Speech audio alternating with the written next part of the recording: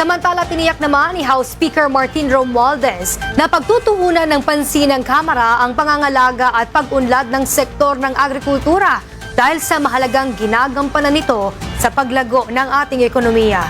Ang buong detalye ihahatid ni Jap Regala. Nagpahayag si House Speaker Martin Romualdez ng buong pagsuporta ng Kamara sa mga irrigator at magsasaka. Kinilala ng liderato ng Kamara ang mahalagang papel ng irrigator associations na tinatawag na bayani ng agrikultura dahil sa kanilang kontribusyon sa pagkamit ng food security sa bansa.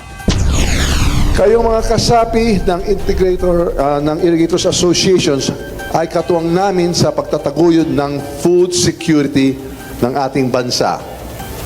At food security equals national security. Kaya sa Kongreso, tinuturing namin kayong mga frontliners ng food supply chain.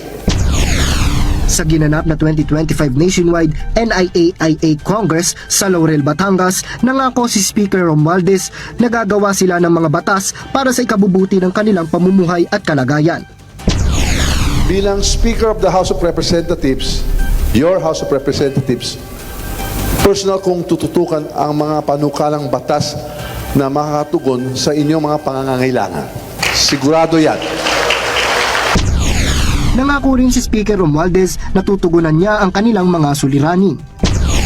Narinig ko ang mga hinaing ninyo mula sa farm inputs, makinarya at subsidya hanggang sa insurance, water permit fees at scholarship para sa ang mga anak ninyo. Lahat ng ito ay lehitimo. Hindi ito luho. Ito ang pangangailangan.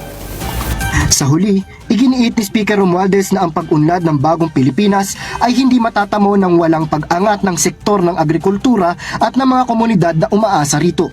Para sa totoong balita sa bagong Pilipinas, Jap Regala, Congress News.